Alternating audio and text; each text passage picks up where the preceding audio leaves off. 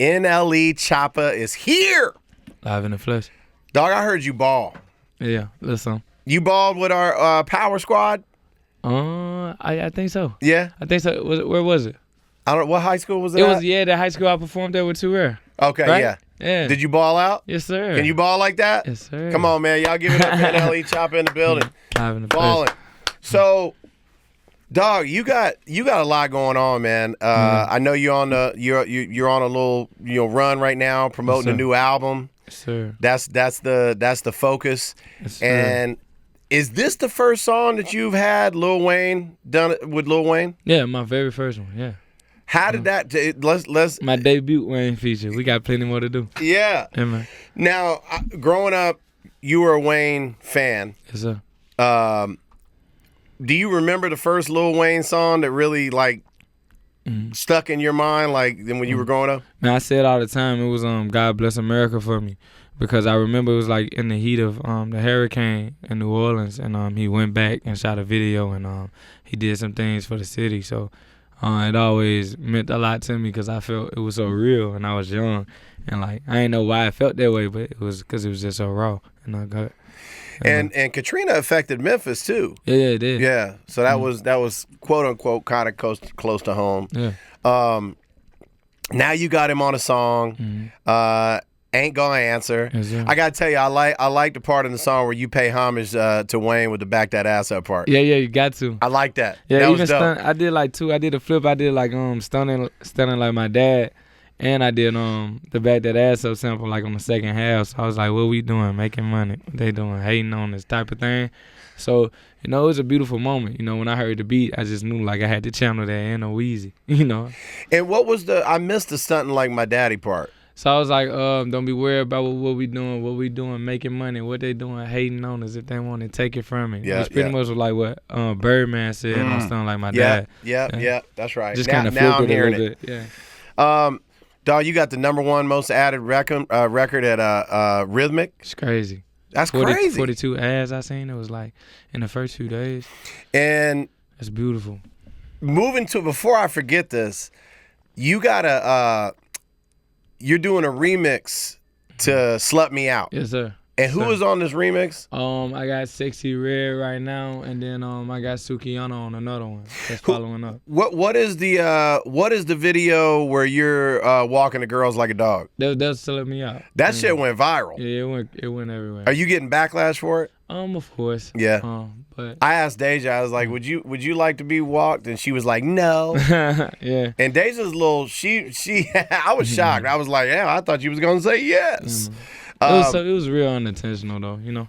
I feel it was more so just in a moment of we was all having fun and we just wanted to create the best art. So y'all didn't plan on let's get girls to do. Oh, okay. No, I got a daughter, so things of that nature won't even be thought out. But it was pretty much in the midst of the moment. I was so in the present that I wasn't thinking, and that's your excuse. No, I mean it's I take accountability, but. I mean, it's Sexy, she was on the ground. She was doing something different. She was just posing towards the camera on the ground. So say less, because here's my theory about it, Dej. If the chicks wanted to do it, it was on them. So all these people that are trying to give you backlash. But it's still, I should have been somewhere in them. I should have been mediated. And it's a learning experience, that's why I take accountability. So next go around, I'm like, okay, if something does happen. Am I missing something? Is there something that was so bad about that? It's art. I mean, we men, so sometimes we not gonna understand the woman's perception, but I feel like as an entertainer, responsibility, and knowing people sensitive nowadays, I had to take a. I like that. That's cool, man. So I respect people getting on me about it. At first I was down a few days because I know my intentions, and when I look in the mirror, I know who I am, and I felt bad. But then I was like, they got a point. But, as long as I ain't doing it in real life, that's what my thing was. I'm like, Bingo. It's a video. Because it's entertainment. Yeah. I mean, we all grew up on NWA and Too Short and Lil Wayne and it's entertainment. I like the fact that you're big on not only mental health but physical. Yes, sir. Growing up, when did you realize this is something that was important to you? Around the pandemic. It was really 2020. And, it was when I had the most time to think. I was isolated. Shows stopped. Everything stopped for everyone. I just had a lot to think about, and that was longevity. So started to be conscious of what I put into my body, my mental health, how I was feeling, and just things of the nature they got to do with evolving and just growing as a person. So, I grew a lot during that time period. Yeah. And let me ask you, when you were, how tough was that? Because you missed out on a lot of, as did everybody, DJs included. We missed out on money. Was there a time where money became an issue? Hell no. No? Okay. Because, I've always saved my money. My mom, she my accountant. So she makes sure everything, she does my taxes. Go ahead, Mama Dukes. Yeah. She makes sure I'm right. And I'm not more so a spending type of guy, I save my money a lot to the point to where when I spend, it's uncomfortable. And like, I don't even, so. The Slut Me Out is big on Shazam right now. Huge.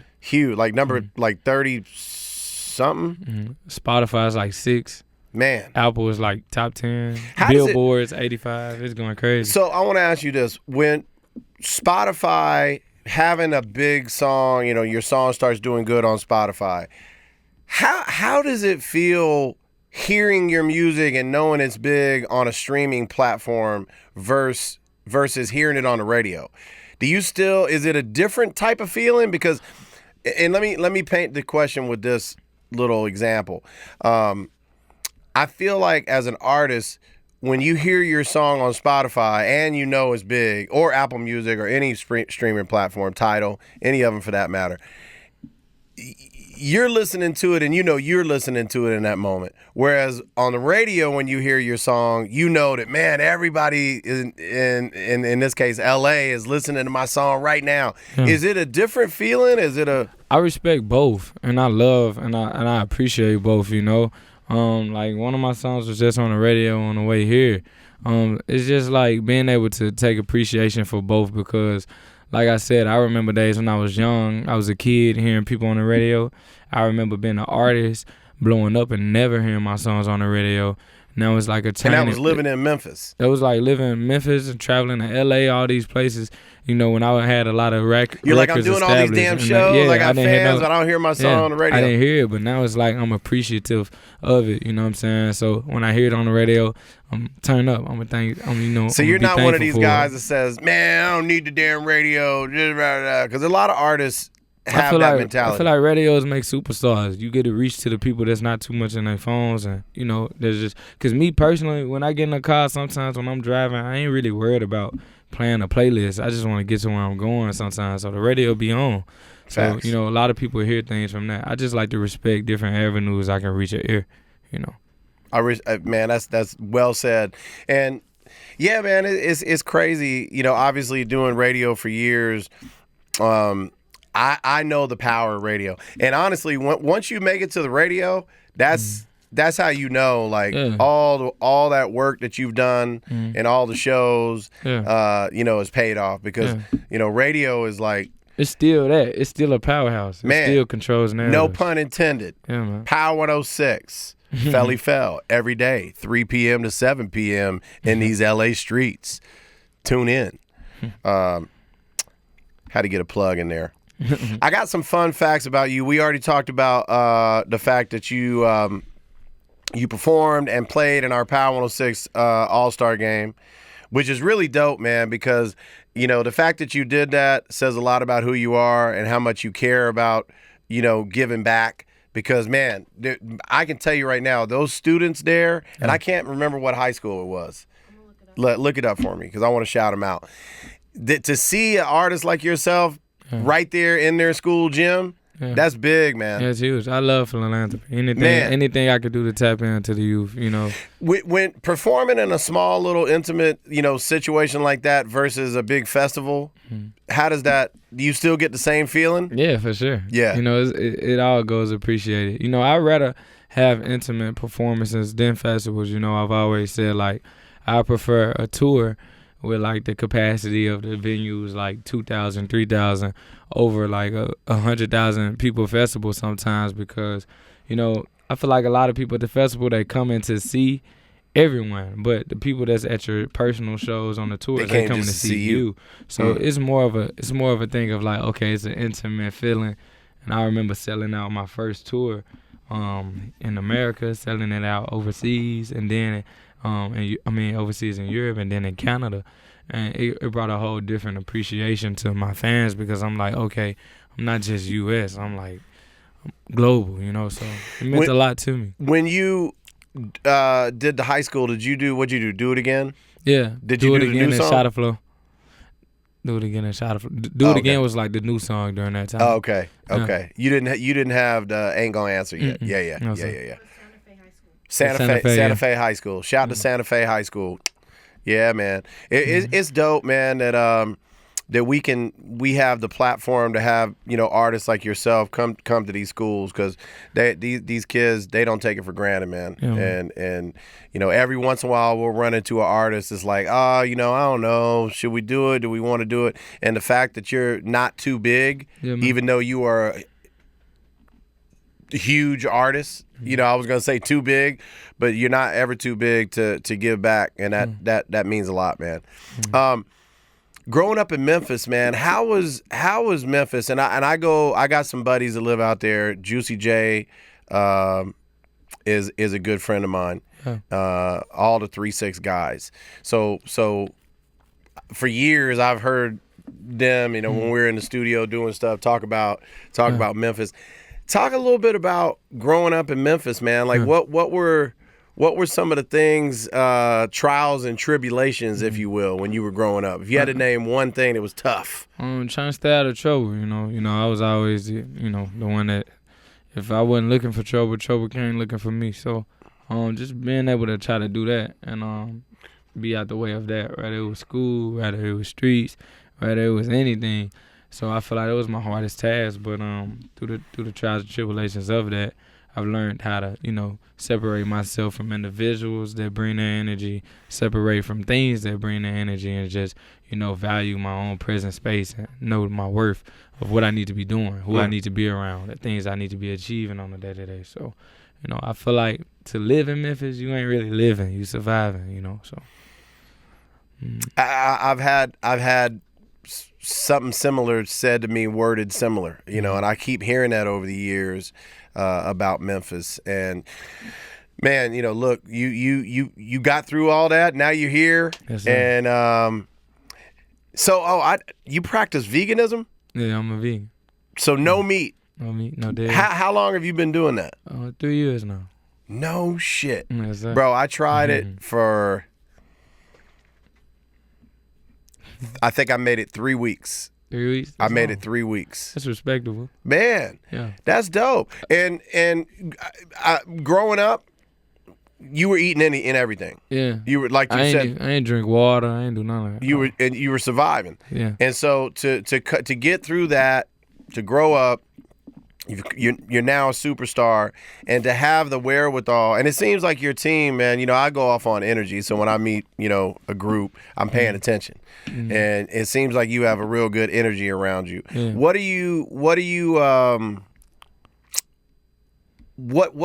I'm trying to think of the word, what do you attribute those, you know, being a vegan and these different positive, you know, mental health, you know, caring about, you know, not only your mental but physical, what do you attribute that to?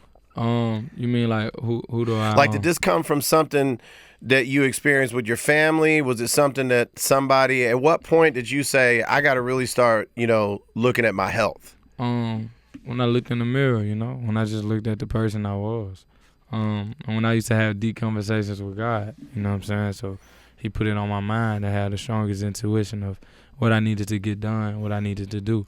You know, I feel like anybody could tell you what you need, but, you know what I'm saying, it's up to you to look in the mirror and know what you need and do it. So, you know, that's the type of walk with life I had, and, you know, ever since then, it's been blessed. When you looked in the mirror back then, what did you see? Somebody that was hurt, you know, a person that was hurt, a person that wore a lot of hurt on the shoulder, person that wasn't in the best space, you know, just someone that needed help, you know what I'm saying? Someone that needed love, self-love, you know, unconditionally, and all of those things. So I started to pour into that cup. Did you Yeah, that part. Did you realize these things on your own? Did somebody have a conversation with you? Was there any one thing that you remember besides, like you said, looking in the mirror? Just my thought patterns. Just when I wake up, how I feel. Sometimes. Because that's big, man. That's big.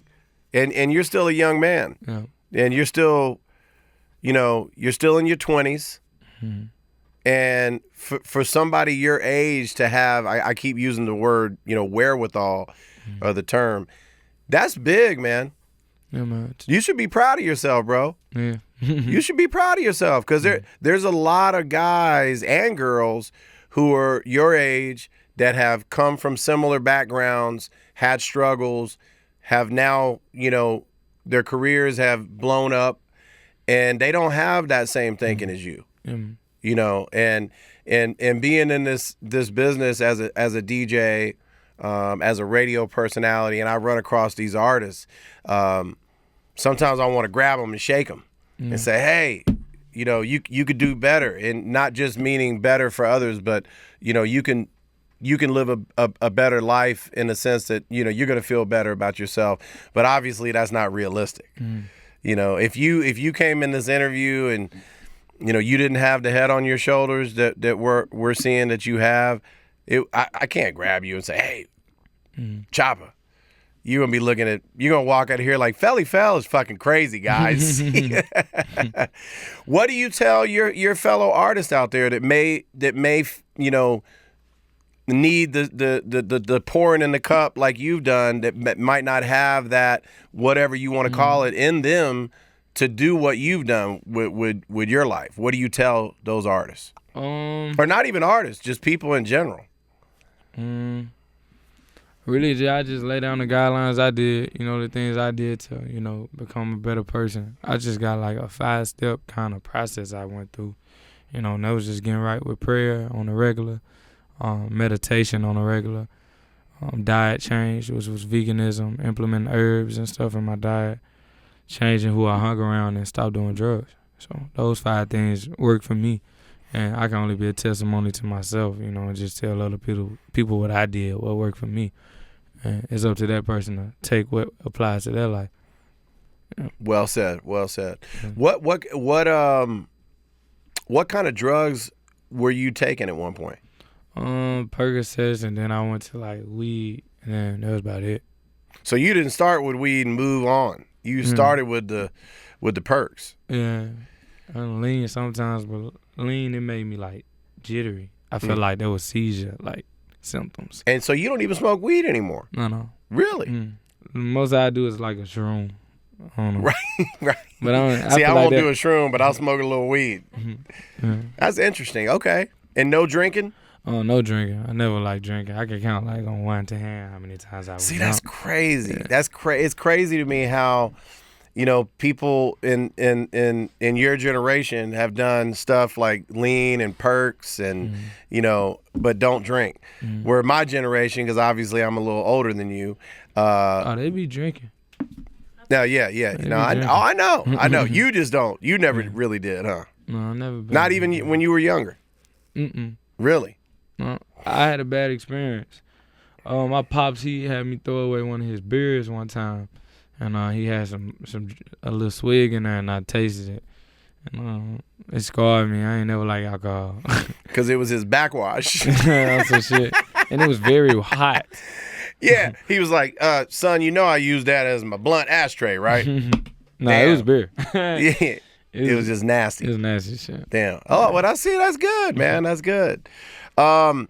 If you had to name one particular food, because you're a vegan, what is that one go-to, like, man, I'm craving this right now? What is the thing you go to the most? I don't have that. I feel like with becoming vegan is like kind of like open my horizon to just appreciate anything. Like I like to fry onions now and just eat onions. Like I'm so simple, like, you know what I'm saying? It just brought a different appreciation to each meal, each vegetable, each seasoning.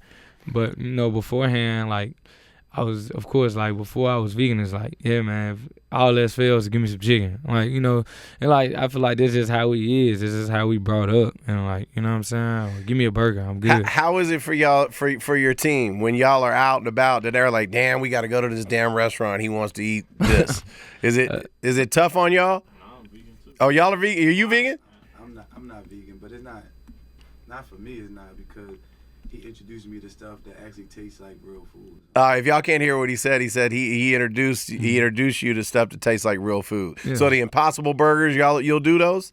I don't think he don't do too much Impossible, but the other stuff he can tell you what it is. He said you don't do too much Impossible Burgers. It's more like natural. Things they gives like homemade ingredients, like, you know, you can fry a mushroom and the mushroom can taste like chicken or calamari. He just tripped out on that. I took him to Crossroads in L.A. and had the calamari, and it's an oyster mushroom. They make it into a circle and they fry it and season it. How do you season it? And you know, it tastes just like calamari. It tastes hard. You know. He said he never knew till after he ate it. It tastes like mushroom. That's what people gotta understand. We don't love meat. We love the texture and we love spices. how it's seasoned and how it's cooked. Yeah. You eat meat raw, that shit. You would rather eat a vegetable than raw meat. Yeah. So, you know what I'm saying? So it's just about how you prepare it. That's dope. What do you share these things with your fans? I mean, obviously they see interviews like this, but do you ever get on Instagram, Twitter, and say, hey, eat, do your thing? Yeah, man. I got a vegan food truck. You know, in Memphis. Yeah, I'm trying to implement vegan food in schools, jails, nursing homes. I'm trying to do things of that nature because I just got this partnership with Go Virgin. It's a meal prepping type of thing. They can make like 19,000 meals a day. So to be able to prep them out and just give them to the world, and I'm real open about it. Do you do your own social media? I don't run my Instagram. My label run it, but everything else I do. You do. Yeah. So do you enjoy being? And I want to ask you this. So, being who you are and the artist you are at the age you are, you don't really remember when there wasn't social media. I do. I mean, I was a child. Okay. But, but for the most part, yeah, I remember life. Okay. How it was, yeah. but it was fun. It was fun. Go outside, right? Play basketball. So you caught a little bit of that. Yeah. So I didn't get a phone when I was like 14, 13. Like, I was bad as shit. I wasn't trusted with a device. So I guess the reason I'm asking you and what I'm asking you is, do you find time to step away from social media? Yeah, like, I ain't gonna lie, with the schedule we be on, I barely be able to be on my phone. Really? Even traveling? Because sometimes traveling is when you can get on the phone the most. Yeah, I be having like 20 text. I got 3 phones now, like, and it just be full of text messages. And only thing, like, for this month, this whole year, since this year started, it's been like business, here. So I haven't even been able to have like conversations with a lot of people, like family or people I love the most, because I'm just like in a moment of, working. And I appreciate it though, because it keep me in tune with life instead of, I feel like that's another world. I'm terrible at social media. I don't like it. I try my best to. Deja's over here smiling, laughing. I try my best, but I find. Have you ever got caught up with before you're on TikTok or Instagram for an hour? Oh yeah, I love. Are those TikTok. days still? You still find those TikTok? Do you get mad at yourself, or you? Fuck no! It's so much entertainment and laughter and information to be shared on TikTok. I feel like that's the most advanced app. How do you feel about them potentially banning TikTok? I think it's something deeper than what they trying to ban it for, because I be learning on TikTok. Same. I learn a lot. I even taught myself how to cook. I was on like a 14-day fast where I wasn't eating food. I was just drinking water and tea. So when I was on this 14-day fast, couldn't wait till I ate. So every day I was watching cooking videos, and after the fast, I've never even really just tried to cook these vegan meals. But what I saw, I was able to cook them, and I was just making shit. What's your go-to if you got to cook something real quick, and you got the homies there, and you know, like, okay, they ain't gonna eat this, but they'll eat this. What do you cook for everybody? I do like some oyster mushrooms, and I fry like how chicken will be fried, and I do like get some spelt flour and stuff and make like waffles. So it'd be like chicken and waffles. Oh, so you will still eat chicken? No, it's a mushroom. Oh, it's a mushroom that you spice like chicken. It's cooked like chicken. Like chicken. You batter it, you season it, and double batter. Does it really taste like chicken? It depends. It depends on if you're an overthinker. Like if you thinking too much. Oh yeah, that's me. Like if I was to give it to you and I didn't tell you it was a mushroom, I'd probably be like, "This is the shit." Yeah, you'd probably be like, "It ain't chicken, but what is it?" Like it's similar. Like a lot of people, to me now it's chicken to me. So yeah. I just been vegan. Have you ever had a conversation with my boy Jermaine Dupri? Yeah, he got like vegan ice cream. I think we was trying to do something. JD's, and it's only available at Walmart. And every time I go to Walmart, I can't find it. Yeah, I just got to call it's not like. I told my girl, I'm like, I got to call JD and tell him to send me his ice cream. And then I realized he can't ship the damn ice cream. I guess you can. We got to find a way to do it. Have you had his vegan ice cream? I haven't tried it. Yeah, he's got one called Peach, because obviously I think it's called Georgia Peach, something. But anyway, that's dope, man. I never in a million years thought that when I found out we were going to do this interview, and I listened to your music, I never would have thought that you're on some of the shit you're on. So you've enlightened me today, bro. No, thank you. Yeah, and excuse my lack of knowledge of exactly, all the details about you. Because I like I said, man, I'm not the guy that's on the internet all the time, looking at, I keep up with my music, but with the details about artists, I can get better at. So you enlightened me a lot today, bro. I just try to implement balance, Man. Shoot 'em up, bang, bang in the studio and world peace in real life. You know what I'm saying? I love it, bro. I was listening on the way. I was listening to, oh, damn. Well, I listened to the Wayne song, Ain't Gonna Answer. Yes, sir. Ain't Gonna Answer. Yeah. And I listened to Slut Me Out, and I listened to...